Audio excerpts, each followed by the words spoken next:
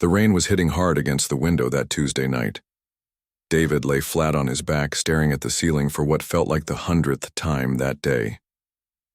3 weeks he had been stuck like this. 3 long weeks since the accident at the construction site when a beam fell and crushed his lower back. The doctors said he was lucky. Lucky to walk again. Lucky to be alive. But lying there in his small apartment, surrounded by pill bottles and empty food containers, David didn't feel very lucky at all. His phone had stopped ringing days ago. Even his closest friends had gotten tired of checking in on him. The apartment was a mess. Pizza boxes stacked on the kitchen counter. Bills scattered across the coffee table that he couldn't reach from the bed. The place smelled like old takeout and medicine. David had always been the kind of guy who kept everything clean and organized, but now he could barely make it to the bathroom without his back screaming in pain. He closed his eyes and tried to sleep, but the throbbing in his spine wouldn't let him rest. The rain kept pounding, and somewhere in the distance he could hear sirens wailing through the night. Just another sound in the city that never seemed to care about anyone's pain. That's when he heard the footsteps. At first, David thought it might be his upstairs neighbor. The old lady who lived above him sometimes walked around late at night. But these footsteps were different.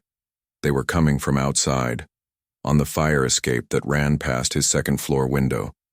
David turned his head as much as his injured back would allow.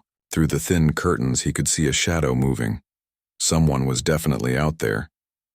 His heart started beating faster. In his condition, he couldn't exactly defend himself if someone was trying to break in. The footsteps stopped right outside his window. David held his breath. Maybe whoever it was would just keep going. Maybe they were just passing through. But then he heard something that made his blood run cold. The sound of his window being pushed open. The curtains moved as cool, wet air rushed into the room. David wanted to shout, wanted to grab his phone and call for help, but his voice caught in his throat. He was completely helpless, flat on his back, unable to move quickly without risking serious injury. A leg appeared first, then another. Someone was climbing through his window. In the dim light from the street lamp outside, David could make out the shape of a woman. She was soaking, wet from the rain, her dark hair clinging to her shoulders, and she wasn't wearing any shoes. The woman climbed all the way into his apartment and stood there for a moment looking around. David's heart was pounding so hard he was sure she could hear it. He opened his mouth to say something, anything, but no words came out. Then she turned and looked directly at him. Even in the dim light, David could see her eyes. They were intense, focused, like she was studying him. Not in a threatening way, but like she was trying to understand something about him. Something important. "I know you've been in pain," she said quietly. Her voice was calm, gentle even, not what David expected from someone who had just climbed through his window uninvited. He tried to sit up, but the sharp pain in his back forced him back down onto the mattress. Who are you?" he managed to whisper. The woman didn't answer right away. Instead, she walked slowly around his apartment, taking in the mess, the medicine bottles, the bills on the table. She moved carefully, almost respectfully, like she understood that this was someone's private space, even though she had entered it without permission. "I've been watching you," she said, still looking around. "Not in a creepy way. I walk past this building every evening, and I've seen you through the window. The way you move, the way you don't move." David felt a chill run down his spine. "You've been watching me?" "I can see pain," she said, turning back to face him. "Real pain. The kind that goes deeper than just what hurts on the outside." There was something about the way she said it that made David believe her. This wasn't some random person looking to rob him or hurt him. There was a purpose to her being here, even if he couldn't understand what it was yet. "I don't understand," David said. "What do you want?" The woman walked closer to his bed. In the better light, he could see that she was probably in her 30s, with kind eyes and a face that looked like it had seen its share of hardship. Her clothes were simple, practical, and completely soaked from the rain. "I want to help you," she said simply. David let out a nervous laugh. "Help me? Lady, you just broke into my apartment. Your window was unlocked, she pointed out, and I didn't break anything. She had a point, though that didn't make the situation any less strange. David studied her face, trying to figure out if she was dangerous or just confused. But there was something about her presence that was actually calming. For the first time in weeks, his constant anxiety seemed to ease just a little bit. "How could you possibly help me?" David asked. The woman sat down in the chair beside his bed, the same chair where he stacked his dirty clothes because he couldn't bend over to pick them up. She moved the clothes aside gently and settled in like she belonged there. "I know about healing," she said. "Not just the kind doctors do with pills and surgery, the other kind. The kind that happens when someone really understands what you're going through." David stared at her, still not sure if he should be calling the police or listening to what she had to say. But something about her voice, about the way she looked at him, made him want to hear more. "I've been debating for days whether to come here," she continued. "I don't usually do this, but sometimes when I see someone who's really struggling, who's been forgotten by everyone else, I feel like I have to try to help." "Forgotten," David repeated quietly. The word hit him harder than he expected. "When's the last time someone came to check on you?" she asked gently. David thought about it.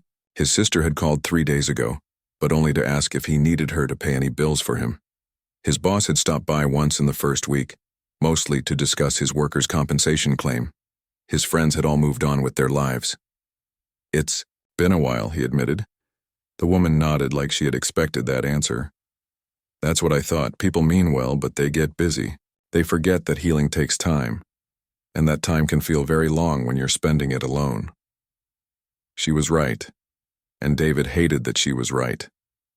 He had been feeling sorry for himself for weeks, but hearing it put into words by a complete stranger somehow made it real in a way it hadn't been before. "So what exactly are you proposing?" David asked. The woman smiled for the first time since climbing through his window. It was a warm smile, the kind that made David think maybe this strange encounter might not be such a bad thing after all. The woman stood up from the chair and walked over to where she had left her wet jacket by the window. David watched her every move, still trying to process what was happening. Nothing about this night made any sense, but somehow he wasn't as scared as he should have been. "My name is Luna," she said, wringing water from her jacket. "I know this is all very strange for you, but I need you to trust me for just a few minutes." David shifted uncomfortably on the bed. "Trust you? I don't even know you." Luna nodded. "You're right. You don't know me, but I know what it's like to be where you are right now, stuck, forgotten, feeling like your body has betrayed you." She moved around the room with purpose now, picking up some of the empty containers and stacking them neatly. David wanted to tell her to stop, that she didn't need to clean up his mess, but he found himself just watching her work. "3 years ago, I was in a car accident," Luna said as she organized his medicine bottles. "Broke my collarbone, cracked 3 ribs, and tore up my left shoulder pretty bad. I was a massage therapist before that. Used my hands to help people feel better every day." She held up her left hand, and David could see a long scar running along her wrist. "For months, I couldn't even lift a coffee cup without shooting pain. The doctor said I'd probably never work with my hands the same way again. Insurance ran out. Friends stopped calling. Sound familiar?" David felt a knot form in his throat. It did sound familiar. Too familiar. Luna sat back down in the chair, this time facing him directly. "The thing is, when you're stuck like this, when you can't move the way you used to, your whole body starts to forget how to feel normal. The pain becomes like a constant voice in your head, telling you that this is just how things are now." "That's exactly how it feels," David whispered. "But bodies have memory," Luna continued. "They remember how to heal, how to feel good again. Sometimes they just need someone to remind them." David looked at her skeptically. "And you think you can remind my body how to heal?"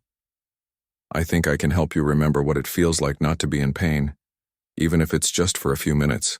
Would you be willing to try something with me?" David's logical mind was screaming at him to say no, to ask her to leave, to call someone for help. But the part of him that had been suffering alone for 3 weeks was desperate enough to listen, to anything that might make the pain stop. What kind of something? He asked carefully. Luna stood up again and moved closer to the bed. I want to try some pressure point work. Nothing invasive, nothing inappropriate. Just some techniques that might help your muscles remember how to do. Relax. I don't know, David said. The doctor said I shouldn't let anyone touch my back until the inflammation goes down more. I'm not talking about your back, Luna said. I'm talking about the rest of you. When your back hurts like yours does, your whole body tenses up to protect it. Your shoulders, your neck, your chest. All those muscles are working overtime and they're exhausted. David hadn't thought about that. But now that she mentioned it, he could feel the tightness in his shoulders and neck. It was like his entire upper body had turned into one big knot of tension. The thing is, Luna said, sitting on the edge of the bed carefully, sometimes the best way to help an injured back is to help everything around it relax first. David felt his breath catch. Having someone sit on his bed felt intimate in a way that made him nervous. But Luna's presence was somehow both calming and professional at the same time. I need to be honest with you about something, Luna said, looking directly into his eyes. What I'm about to suggest is going to seem unconventional, but I need you to understand that everything I do is about healing, nothing else. What do you mean? David asked. Luna took a deep breath. I'm going to place some pressure on your chest and shoulders. It's a technique that uses body weight to help release deep muscle tension. It might seem unusual, but it's based on real therapeutic principles. David felt his heart rate increase. Pressure on my chest? I know how it sounds, Luna said quietly. But think about it this way. When you were a kid and you got hurt, what did your mother do? She held you. She applied gentle pressure. She used her body to comfort yours. This is similar, just more focused on the areas where you're holding stress. David thought about his childhood, about how his mother used to rub his back when he couldn't sleep, how her weight sitting on the edge of his bed used to make him feel safe and protected. Will it hurt? He asked. It might feel intense at first, but it shouldn't hurt. If it does, you tell me immediately and I'll stop. This is about helping you feel better, not worse. Luna moved to position herself more centrally on the bed. The reason I need to remove my wet clothes is practical. Wet fabric transfers cold and cold makes muscles tighten up. For this to work, your body needs to feel warmth and security, not cold and discomfort. David's mind was racing, but something about the way Luna explained everything made sense. She wasn't being secretive or weird about it. She was treating it like the therapeutic technique she claimed it was. I want you to close your eyes, Luna said, as she began to remove her damp sweater. Focus on your breathing.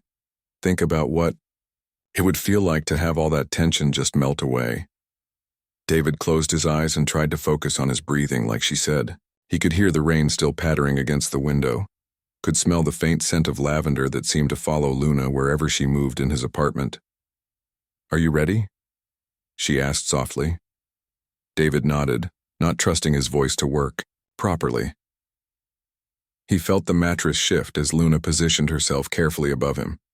Then slowly and gently, she lowered herself down until she was sitting directly on his chest, her weight distributed evenly across his ribcage. For the first time in 3 weeks, David felt something other than pain. The pressure was warm, steady, and somehow deeply comforting. It was like his chest muscles, which had been tensed and guarded for so long, finally had permission to let go. Breathe, Luna whispered. Just breathe, and let your body remember what peace feels like. Luna's hands found David's shoulders, and he could feel 3 weeks of tension beginning to dissolve under her touch. For the first time since his accident, he felt like maybe healing was actually possible. But as her fingers worked along his collarbone, David realized that Luna had become a mystery he desperately wanted to solve. Who was this woman who appeared in his darkest hour? And why did she care so much about a stranger's pain? Over the next 2 weeks, Luna became a regular part of David's evenings. She never came through the front door, always the window. She never stayed more than an hour, and she never asked for anything in return. David started looking forward to the sound of footsteps on the fire escape, the gentle tap on his window that meant help was coming. Each visit, David learned something new about Luna, though she shared information slowly, like someone who had learned to be careful with her. Trust. I used to have my own practice, where she told him one Thursday evening as she worked on loosening the muscles around his ribs. Small place downtown. Nothing fancy, but it was mine. I helped construction workers, office people with bad backs, athletes recovering from injuries. I loved that work. David could hear the sadness in her voice. What happened to it? Luna was quiet for a long moment, her hands pausing their gentle pressure. After my accident, I couldn't work for months. Insurance only covered part of my medical bills. I used up all my savings trying to keep the practice open, but eventually I had to close it. Lost my lease, lost my business license when I couldn't pay the renewal fees. I'm sorry, David said softly. The hardest part wasn't losing the business. Luna continued. It was losing my purpose. For years, helping people feel better was who I was. When I couldn't do that anymore, I didn't know who I was supposed to be. David understood that feeling completely. Before his accident, he had been the guy who could fix anything, build anything, solve any construction problem. Now he couldn't even reach the dishes in his own kitchen sink. So how did you end up here? David asked. Helping me, I mean. Luna smiled, but it was a sad smile. After I lost my practice, I went through a pretty dark time. I ended up staying at a women's shelter for a while. Not because of abuse or anything like that, just because I had nowhere else to go and no money for rent. She paused her work and looked directly at David. At the shelter, I met all these women who had been forgotten by the world. Women with chronic pain who couldn't afford doctors. Women whose families had given up on them because their problems were too complicated or took too long to solve. That must have been hard, David said. It was, but it also taught me something important. I realized that my hands still worked. My knowledge about healing still existed, even if I didn't have a fancy office or official permission to use it. So I started helping the women at the shelter, quietly, carefully, just trying to ease their pain when I could. Luna resumed her gentle pressure on David's chest, and he could feel his breathing becoming deeper and more relaxed than it had been in weeks. The thing about official medical care, Luna said, is that it's designed around insurance codes and billing procedures. 15-minute appointments, specific treatments for specific conditions, but real healing doesn't always fit into those neat little boxes. No, it doesn't, David agreed, thinking about all the doctor's appointments where he had felt rushed, where his questions had been brushed aside, where he had left feeling more frustrated than helped. Sometimes healing requires time, patience, someone willing to sit with your pain and really understand it, someone who sees you as a whole person, not just a collection of symptoms. As Luna spoke, David realized that's exactly what she had been giving him. Not just physical relief from pain, but the feeling that someone actually cared about his suffering. Someone who wasn't going to disappear after a few days or weeks because helping him had become inconvenient. Luna, David said quietly. Where do you sleep at night? She was silent for so long that David wondered if she was going to answer at all. Different places, she finally said. Sometimes the shelter has space. Sometimes I stay with other women. I've helped. Sometimes I find a safe doorway or a 24-hour laundromat. David felt a weight settle in his chest that had nothing to do with physical pain. You're homeless. Temporarily without permanent housing, Luna corrected gently. But yes. David thought about his warm apartment, his comfortable bed, his full refrigerator that he couldn't even access most of the time because of his injury. Meanwhile, the person who was helping him heal didn't even have a safe place to sleep. That's not right, David said. Luna shrugged. It's temporary. I'm working on getting back on my feet, saving up money from odd jobs, trying to figure out how to get my license reinstated. It's just taking longer than I hoped. How are you saving money for an apartment when you're spending your evenings helping people like me for free? Luna's hands paused again. Because people like you matter, more than money right now.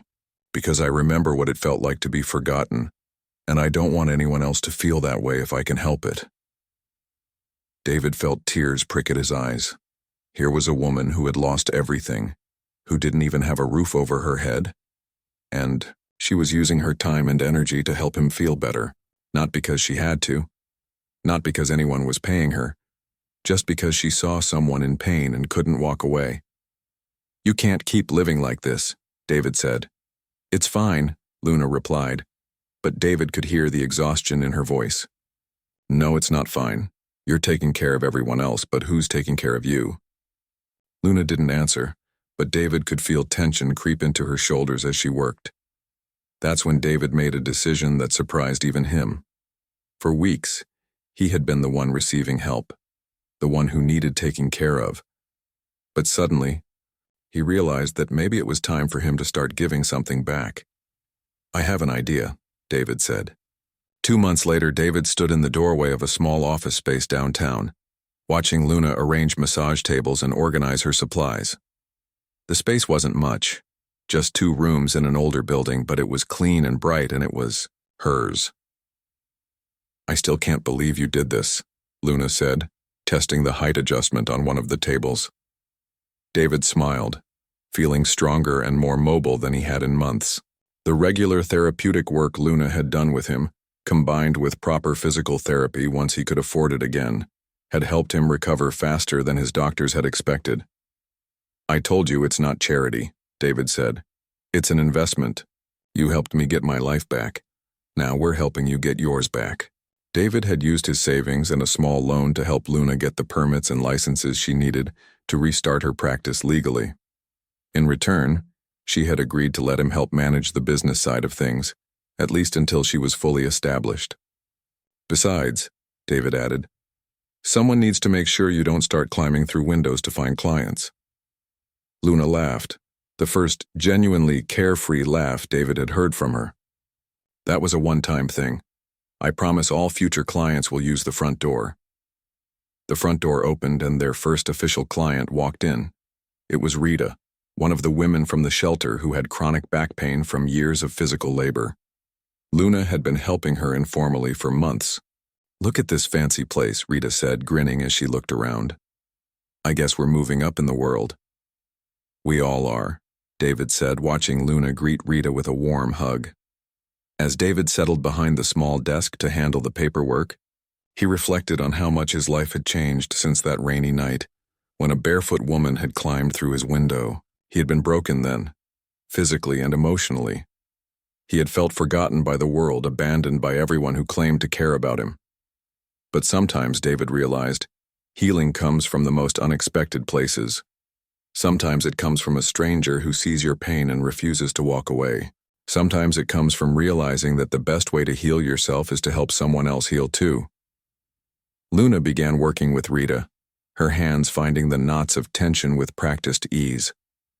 David could see the immediate relief on Rita's face, the same relief he had felt during those first few sessions in his apartment. Through the window, David could see people walking by on the street. Some of them looked tired, stressed, like they were carrying invisible burdens. He wondered how many of them were in pain that nobody could see, how many of them had been forgotten by the people who were supposed to care. But now, there was a place they could come, a place where someone would take the time to really listen to their pain, to work with their bodies and spirits until they remembered what it felt like to be whole again. Luna finished her session with Rita, who left looking lighter and more relaxed than when she had arrived. "One down," Luna said, checking the appointment book. "Many more to go," David replied. Luna walked over to the window and looked out at the street, just as David had been doing moments before. "You know what I realized?" she said. "What's that?" "That night I climbed through your window. I thought I was just helping one person. But really, I was helping both of us find our way back to who we were supposed to be." David nodded. She was right. The woman who had appeared in his apartment that night had been broken too, just in different ways.